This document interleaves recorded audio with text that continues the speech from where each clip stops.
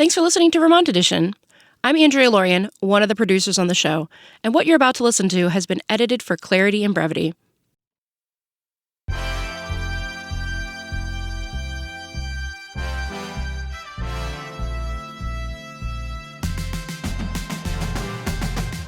This is Vermont Edition. I'm Michaela Lafrac. 'Tis the season for chocolate hearts, roses, candy grams, and other hallmarks of Valentine's Day. Love is in the air. Our culture places a high premium on romantic love. Just listen to any Taylor Swift song or watch one of the many rom-coms on your Netflix homepage. Though romance can be meaningful, it can also overshadow a steadier, slower burning type of love. Friendship.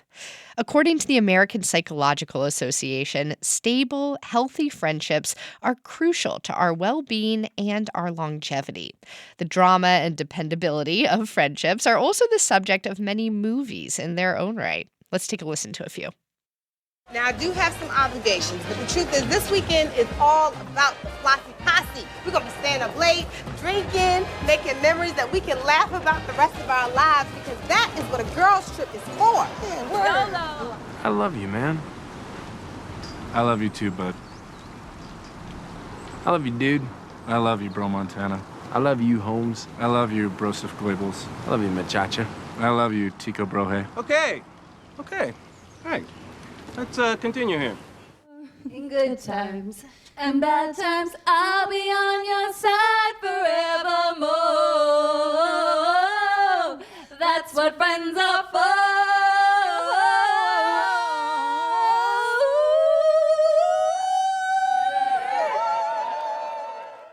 Those were clips from Girls Trip, I Love You Man, and Bridesmaids. Today we are sharing stories of platonic love. Call in and tell us about a person in your chosen family or close friend circle. What do you love about them? Do you have any weekly or monthly traditions that keep you close? Our number is 800-639-2211. You could also send us an email celebrating a close friend of yours to vermontedition@vermontpublic.org. Our first guest today is Erin Baker Menno. She's a mental health therapist in South Burlington, and she works with people primarily on relationship issues, family dynamics, and identity development. And she's going to help us kind of figure out why these friendships are so important in our lives at a time when a lot of times all people want to talk about is romance. Erin, thanks so much for joining us today. Hey, Michaela, how are you? Doing well. Hope you're staying safe on this snowy and icy day. I am. Okay, good. Erin, tell us a little bit more about platonic intimacy. What exactly does that phrase mean to you? Platonic intimacy is that close friendship that no kind of, like, I can cuddle with you, but there is, it's not sexual. It's just like, you are my heart and we are in this together, and we are going to then, like on Girls Trip, we are going to have that Girls Trip together and just be fraudulent without tension, without just being ourselves, vulnerable. Fraudulent is really what I think about when I think about those platonic friendships. And for someone who isn't familiar with the term, could you also describe what a chosen family is? That phrase comes up a lot when we talk about the importance of friendships. It does. So for me, and I think everybody might define this a little differently, but for me, chosen family is the family that your heart gets to create, right? So in many ways, that chosen family sometimes is a substitute for your biological family, depending on the social identities that you carry. I know that for many folks in the queer and trans communities, the biological families aren't always supportive, right? So that we have to create a chosen family. But for many of us, chosen family is the ones that we built with love and care, and also a deep understanding that we all deserve to be and have a home, and we all deserve to be seen and cherished. And if our biological families can or cannot provide that, we're able to receive that from the folks that we choose to be in our lives. Well, we received a number of messages from listeners ahead of today's show about their close friendships and chosen family, including one from Thomas in Winooski, who writes, I have a wonderful marriage and I love my husband very much. But without the love of friends, life wouldn't be quite as amazing. I learned about the value of platonic love from my mom and her friend group, a tight-knit group of single moms who became aunts to all us kids. We refer to my friend group as the Framily, family plus friends, and we're extremely close. We're aunts and uncles to each other's children and dogs, the first calls on good news, bad news, and needs for advice. Our group chat is certainly one of those that can be hard to keep up with and almost impossible to understand to someone outside of the family. Although many of us now live in different states, we make the routine effort to host get-together weekends and take regular trips to adventure around the country and abroad. When we are together, all that matters in that space and time is each other. We've been through so much together, have so many shared memories, and get into such a groove when we are all together that many people think we aren't just friends, but family. And that's how we love it.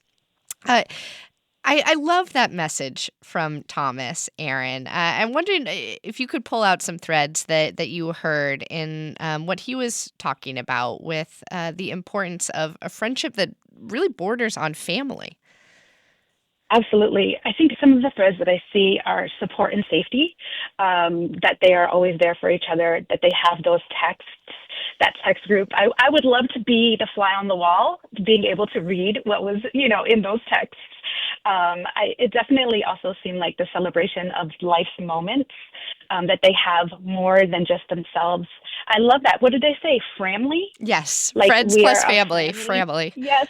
Family is such a beautiful phrase for exactly what they are. I imagine also that it's very intergenerational, and a lot of times within these platonic or chosen family, there's that mentorship that comes from having multiple people in your lives, that aunties and uncles who maybe they wouldn't have had if they didn't have the best friends of the mom. And then, right, they're able to have all of these intergenerational relationships as well. And I imagine there's a lot of healing that comes with that as well. So those are definitely some of the themes that I was hearing when Thomas was talking about his amazing family. You can call in and tell us about a close friendship of yours or your family, as Thomas puts it, at 800-639-2211. We have Roxanne in South Burlington on the line. Roxanne, you're on the air. Go ahead. Hi. I wanted to call about my daughter-in-law. My last name is Love. My son was born on Valentine's Day, which is amazing. But he married his high school sweetheart. She and I almost instantly became best friends. They've been married for 30-plus years, and my husband, second husband, passed away almost about a year ago. She was here within a matter of hours.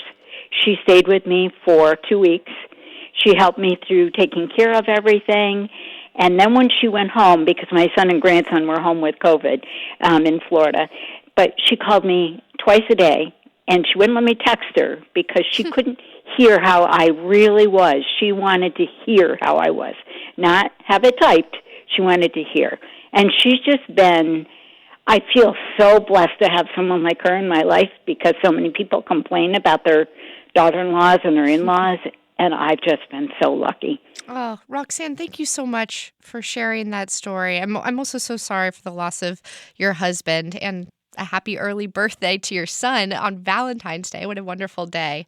Thank you for sharing. And if Roxanne's story maybe echoes with you as a relationship that you have, maybe a family member or an in-law, someone who's married into your family that has become a close friend, you can call in at 800-639-2211.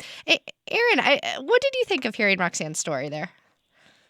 I think I love that, absolutely. And that's #goals for any one of us that have in-laws. And one of the pieces of kind of this platonic and chosen family is that support that we can give each other. I loved Roxanne's daughter-in-law said, no, don't text. I need to hear your voice every single day to make sure you're okay.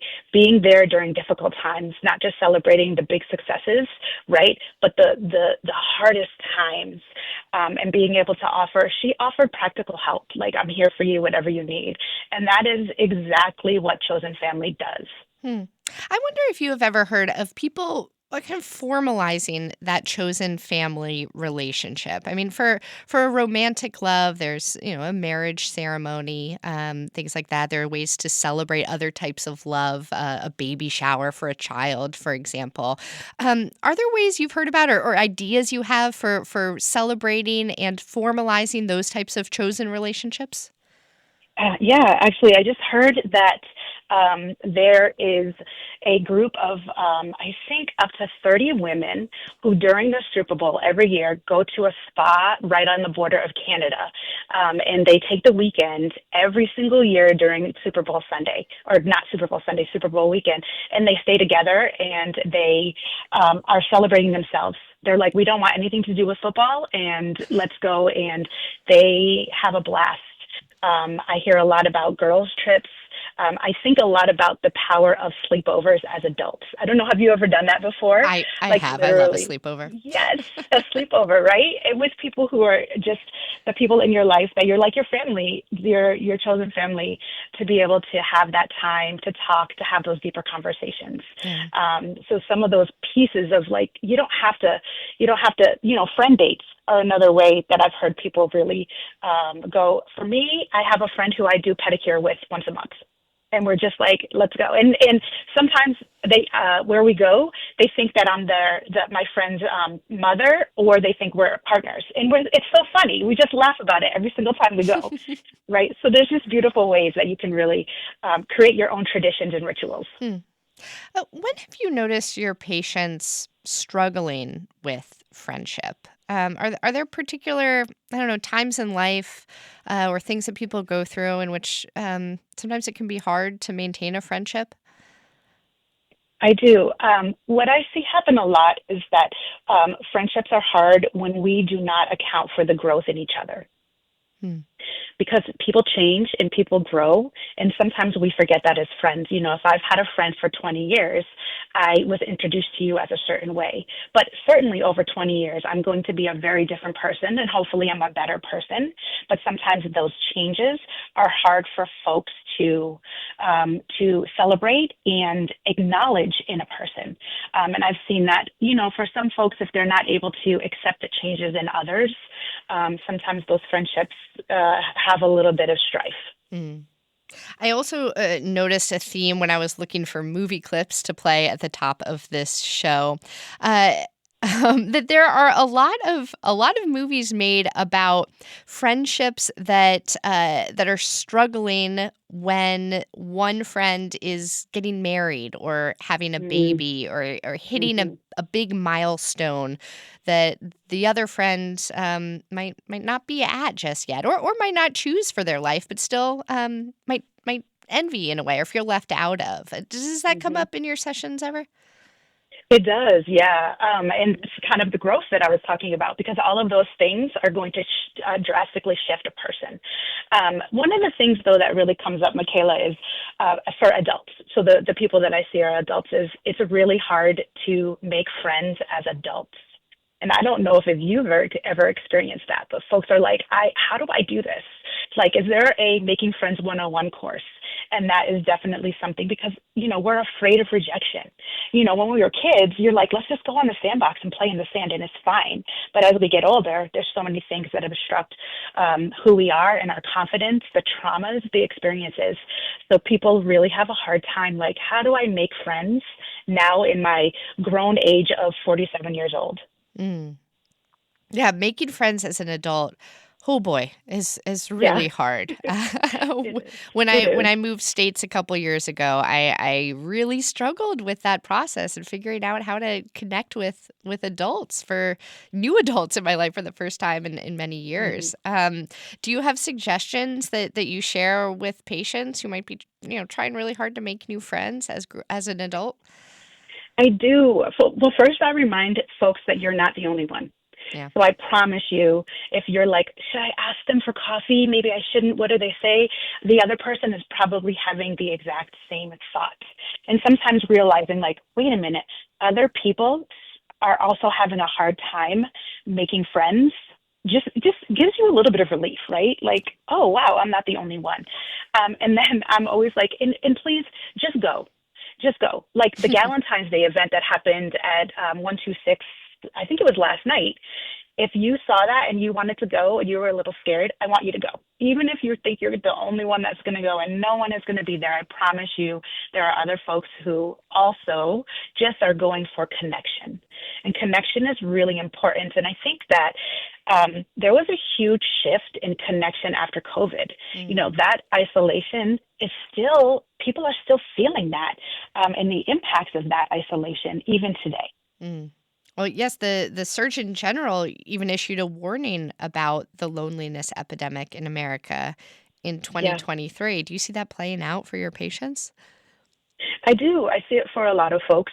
But the good news is people are taking a chance, right? So as much as you know, we're talking about folks who are just like, you know, no, I'm really scared. I'm like, yes, and right, every week, let's do an assignment. And I want you to try. Go to that coffee shop. Go to that event. What are the things that you love to do? Do you like knitting? All right, let's find a knitting club for you. Let's figure these things out. And the more people really just try to step out and engage, it gets a little bit easier each time. But social anxiety is a very real thing. So I'm not invalidating that in anybody's feelings at all. Hmm. And when you do step outside that comfort zone and make friends that can turn into chosen family, the benefits really can show up in so many ways. We put a call out on Instagram for listeners to share what they love about their friends and chosen family. Here are a couple of the responses that we received. One person wrote, "They have shown me acceptance in a way that I hadn't thought was possible." Another writes, "We may not see each other very often, but we pick up right where we left off." One person says, "My chosen family surrounds me in unconditional love." Another says, "The love we share feels authentic and they feel like home." And one listener simply wrote, "Loyalty." Erin, I want to share another email that we got ahead of today's show. It's from Julia in Worcester. Julia writes, "When the father of my childhood best friend died of COVID early in the pandemic, I was devastated. Since I was 6, he'd been like family, and I couldn't imagine a world without him. Moments after getting the news, I called one of my adult best friends, Bill. I sobbed and sobbed, trying to speak through my tears, and Bill listened, holding me close from 300 miles away. That night, he sat with me in grief, just as so many times he sat with me in joy, paddling on a lake at sunset, celebrating my retirement, or playing harp at my daughter's wedding. Above all, he's taught me the value of presence, of bringing my whole self to those I love and letting them bring their whole selves to me too. The ancient Celts had a word for someone like this, anam cara, soul friend. It's a gift like no other." Soul friend. I love that, don't you? I love that so much. Could you read what that was again, the actual term? Anam cara, a Celtic term. That's beautiful. That is so beautiful. A soul friend. I think of that, you know, when I was talking about chosen family and I said, you create the family with your heart. That's exactly what that is. It's your soul friend. That's beautiful. I'm curious if you ever notice familial patterns showing up in friendships, perhaps a difficult pattern of behavior that you grew up with that transfers over to your interactions with friends. I do. I will say, you know, for me personally, you know, I'm sure that everybody knows this. Trauma goes with us for a very long time, and it takes a long time to heal from childhood traumas, and especially when it has to do with our biological families and the ties that happen with that. It's very difficult, and sometimes we don't heal from things that have happened to us. So some of the things that I see others work through is, am I worthy of love? To be honest with you.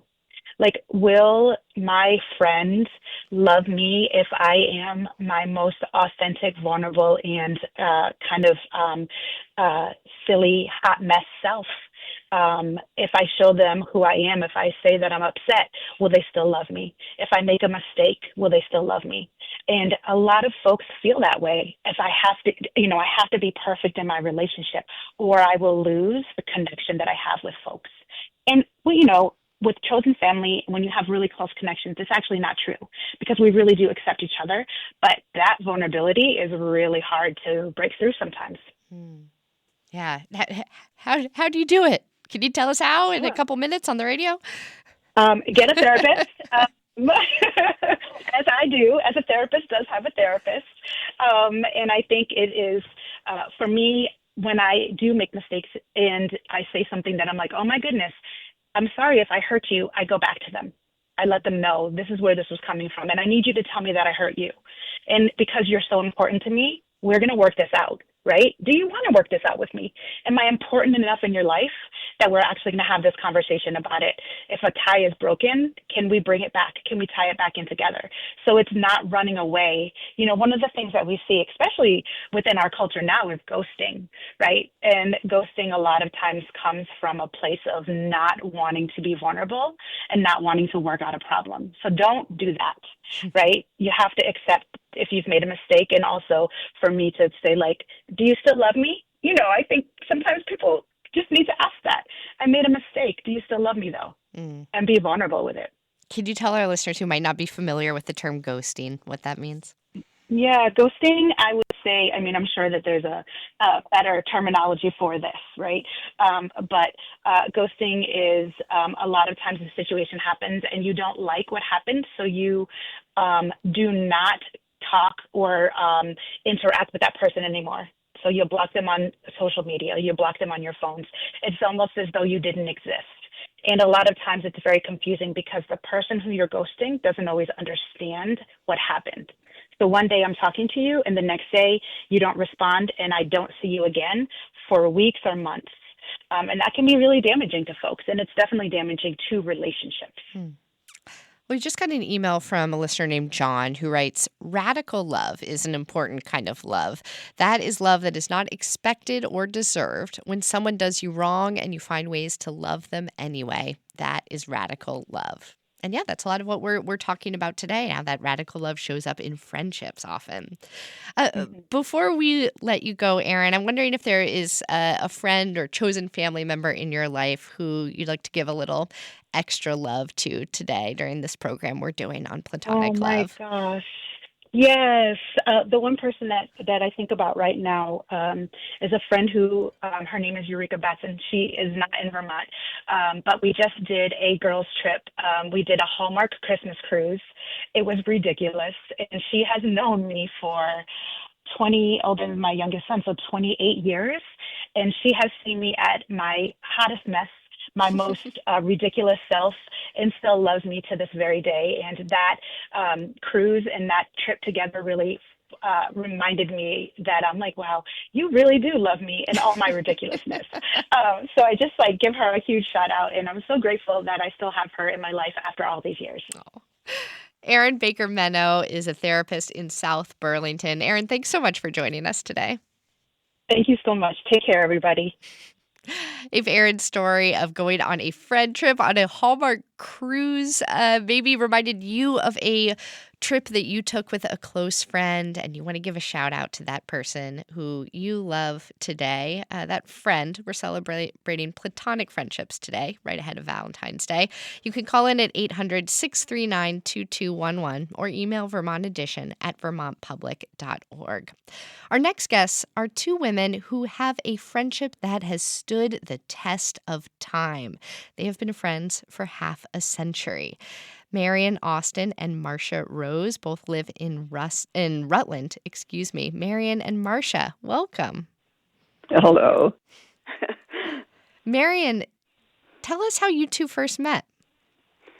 We met at a mutual friend's house. I remember sitting at this friend's table having lunch together, and she introduced Marcia and me, and she, when Marcia went to leave, she put her hand on my shoulder and invited me to this little church she was going to, and somehow that just the touch and the invitation just came out of so much warmth that eventually I responded to that and joined her at that church. That's how we met. And that was in probably 1972, 73, someplace back then. Yes, and you two are both in your 90s now. Yes. And you met in your 40s. So life has changed a lot over those years. Marcia, you invited Marion to church as sort of your first friend date. How important is spirituality and religion to the two of you and your friendship? Well, we were both coming out of a very conservative background we were at a point in life where we were both ready and needing to grow spiritually and emotionally and mentally, and that little church was in a huge change of growing, and it just happened to be that place where we connected. And our backgrounds are different. Marion is from an urban situation, and I'm from a very rural one. But none of that mattered. We shared the same values and priorities, and I think those are the things that seal friendships. Marion, what is your favorite thing about Marcia? Oh, her sense of humor just it shines through, and it's taken her through. She's had so many losses in her life, and yet she has not lost that sense of humor and spontaneity that it connects with the child within me. I think this is why we look at each other and we say, "Can you believe we're this old?" And we laugh because it's that kind of humor and spontaneity that makes us wonder. I mean, we are just so blessed, and every week when we take turns picking each other up to go to church, and here we look at each other and say, well, another week's gone by, and here we are, and we're still driving, and we're still thriving. Really, I think it's a good way to put it. And yes, we are soul sisters. I appreciate what Erin said, because I believe that there are friendships where you connect on that spiritual level that make you. They're deeper and they're richer, and they survive so much. And Marcia, what is your favorite thing about Marion? She's constant. She's constant for people. She is there. And I think friends know that, and they turn to her and know that she will be there for them. 50 years this would be the length of our friendship. And that's a long time and a lot of twists and turns in that journey.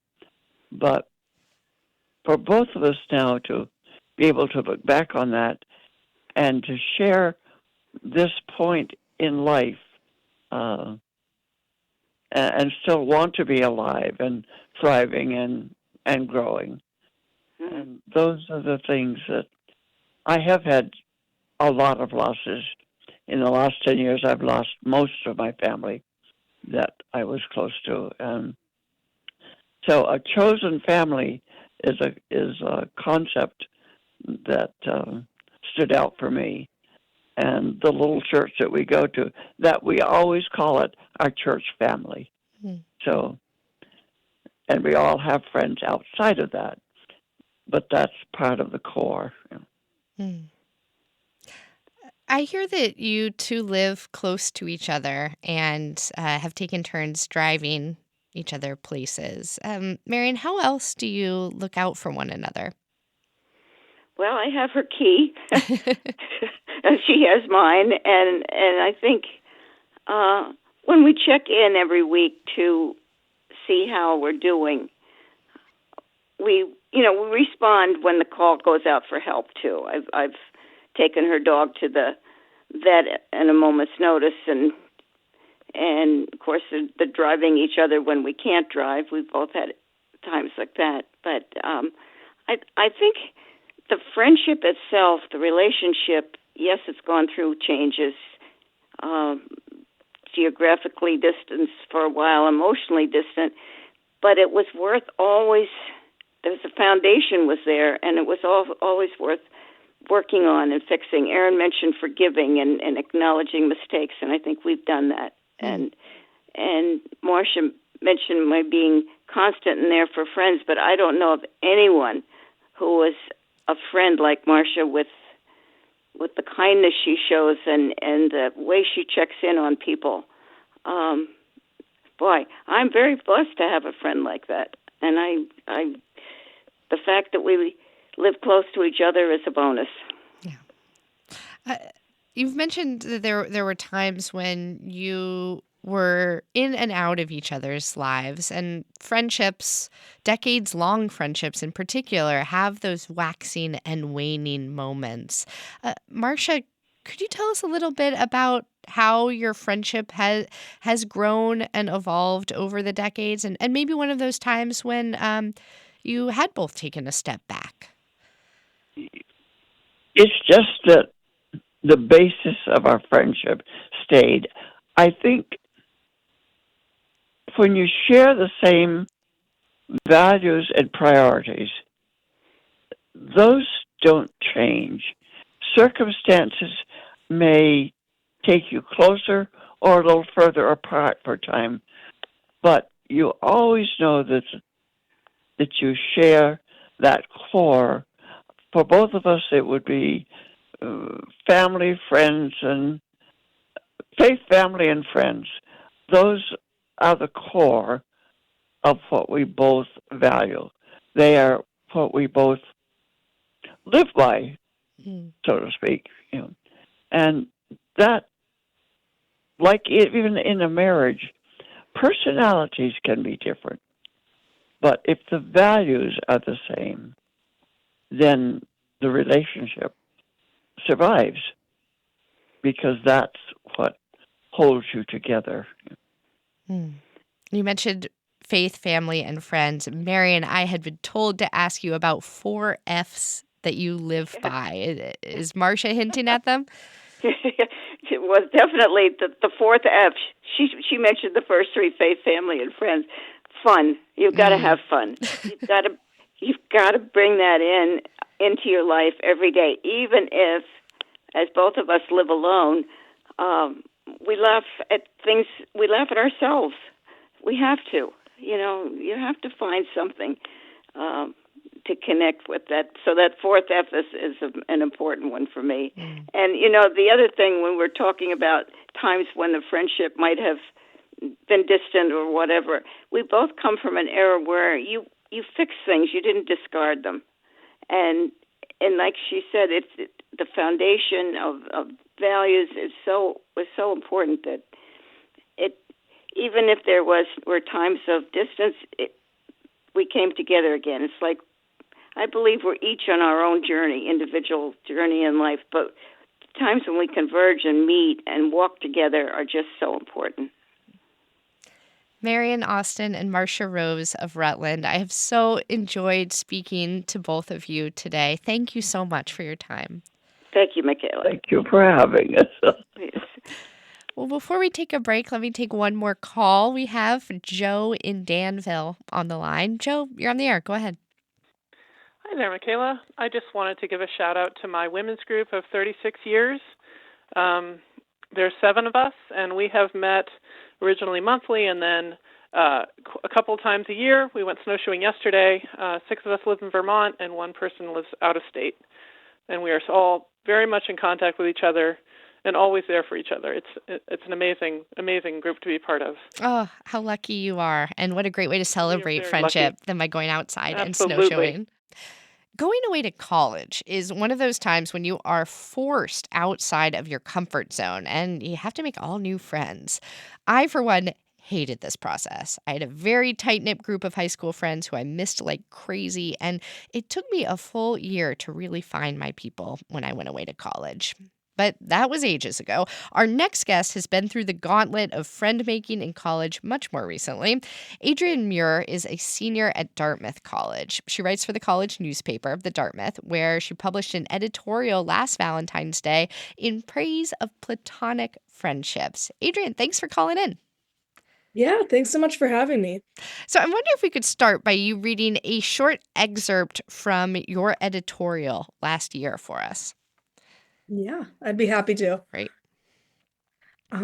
This Valentine's Day, I look forward to celebrating the abundance of fulfilling female friendships in my life over fruity drinks and al dente pasta, and not in a sad Bridget Jones way. Usually, this is where I'd insert a self-deprecating joke about how I'm forced to do this by default, but no. I'm genuinely psyched to cook vodka rigatoni, listen to Elvis ballads as the water boils, and handwrite love letters to my friends abroad. Whether you are in a committed relationship or not, I encourage you to tell your friends how much they mean to you this Valentine's Day. We really don't do it enough. Mm. So true. I loved reading your piece. It felt so real and so funny. What was the reaction you got to it? Did anyone reach out to you about it? Yeah, it got a pretty good reception, I think. I mean, one of the reasons I wrote the article in the first place is so much of the rhetoric around Valentine's Day focuses around romantic love. So I think in a way, like, gave a lot of people permission to just be excited about Valentine's Day, Hmm. um, without that expectation or yeah, without adhering to the typical romantic associations with the holiday. Yeah. Uh, as I mentioned earlier, making friends at college for some people, myself included, can be really tough. Where did you meet your core group of friends? I was lucky in that I met a lot of my friends pretty early on in college. I think Dartmouth is a really small school, which creates like an atmosphere where you can kind of just like go up to anyone that first like year, that first quarter. And the expectation is that by the time you graduate, you're gonna know everyone anyways, so you might as well just like go out on a limb, introduce yourself. But I met one of my closest friends on the Green, which is the central quad of Dartmouth's campus. Like during orientation, I just saw like a big group of girls sitting on the Green, and I went up and introduced myself. And then a lot of my relationships were like uh I built through classes that I had in common or clubs, etc. Hmm.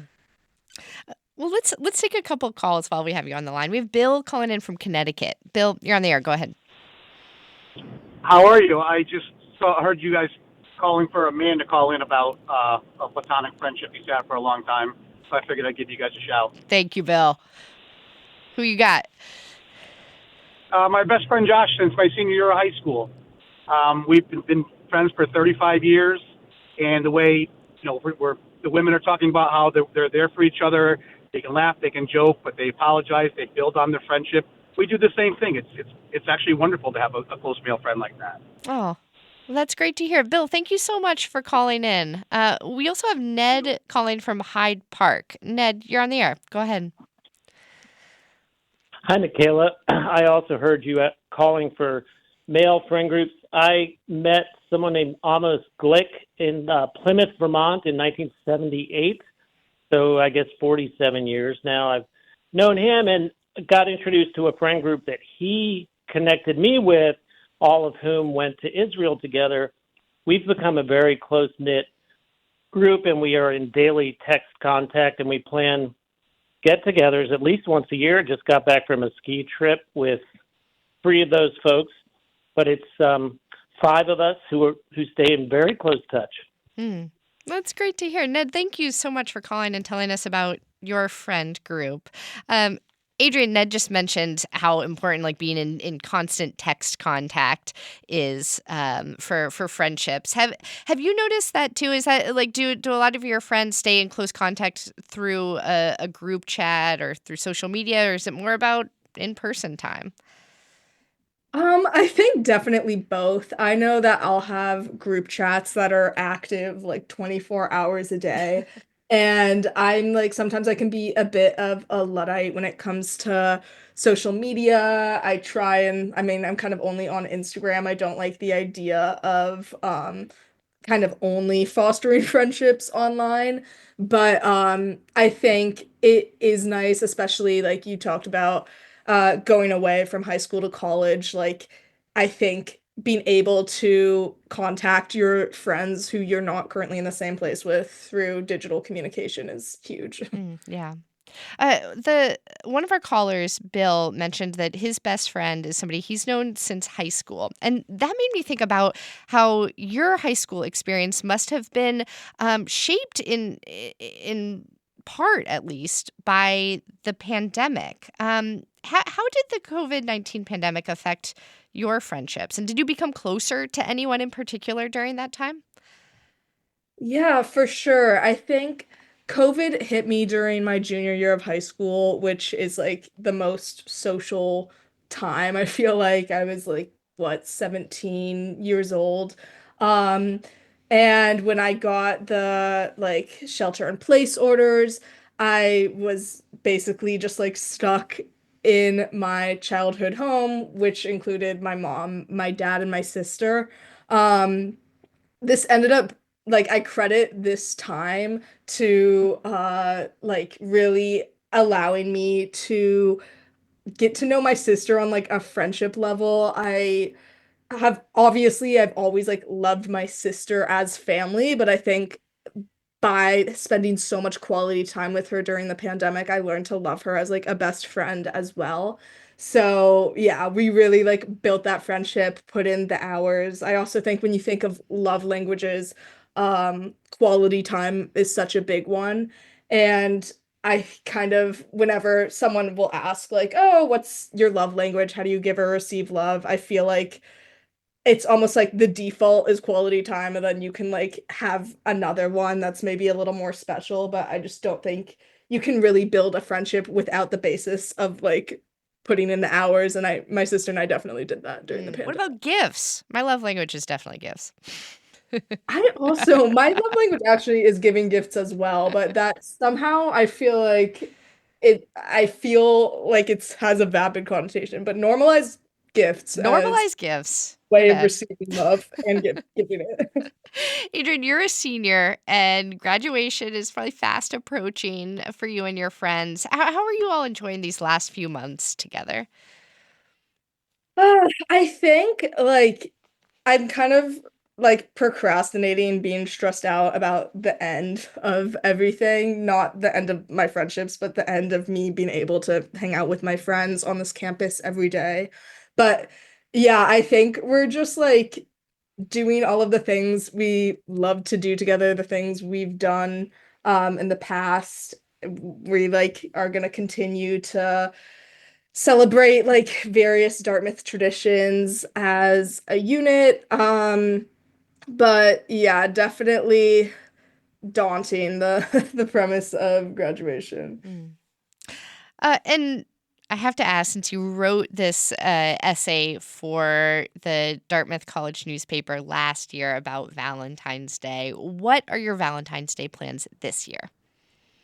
This year, my sister's actually driving in from New York, which is exciting. Good callback to COVID. And I think we're gonna definitely cook something good. I might borrow my al dente pasta plan from last year. That's like a crowd pleaser.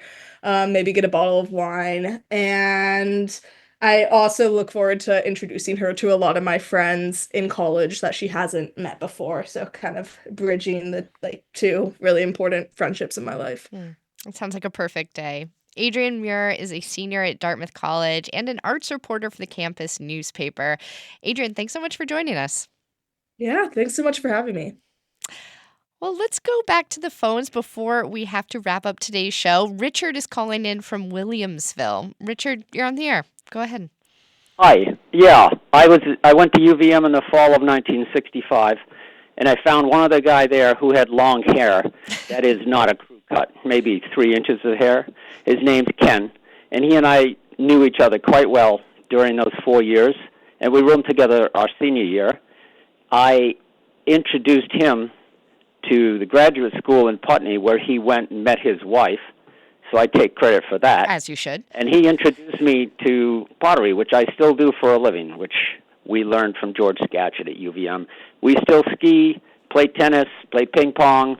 We used to play soccer and hockey together, and he lives 12 miles away. So it's an enduring friendship. That's incredible. Can I ask, do you have any tips for somebody who might be, kind of moving away from that college atmosphere of living really close to their friends and is a little worried about a friendship faltering. How did you and your friends stay strong over the years? The only thing I can give you is the golden rule for friendship is don't expect your friends to act or be who you want them to be. Accept them for who they are. Yeah. And lastly, Richard, I just love that your friendship dates all the way back to the 60s and you're still close today. Did your friendship change when you both, or I'm not sure if you both have separate families or married and had kids, but did that affect your friendship in any way? Not at all. His kids, basically, I consider them partly my kids, so. And they both still live in Vermont, and they both turned out really well. I don't know if I had any influence on the good behavior from them, but they're wonderful. One of them raises sheep in northern Vermont, and the other one runs the food delivery for people that need extra food right here in Windham County. Wow. And he and his wife are very good friends of mine. So my best friends, really. Yeah. Do you two still have long hair? I can't. I I have a fringe. He does, but no, they're not crew cuts. But I still play soccer and ice hockey, and we still play badminton and tennis once in a while. So, and I'm playing badminton with him tonight, for that matter. So, it's been a great friendship. It's enriched my life, and he grew up. He was supposed to be a doctor. He was in pre-med there, but now he makes pottery for a living. And I studied philosophy at UVM, and now I also make pottery. And wow. Well, Richard, thank you so much for calling in and telling us about that friendship. What a wonderful way to wrap up today's show. Thank you to everyone who shared stories of friendship and platonic love.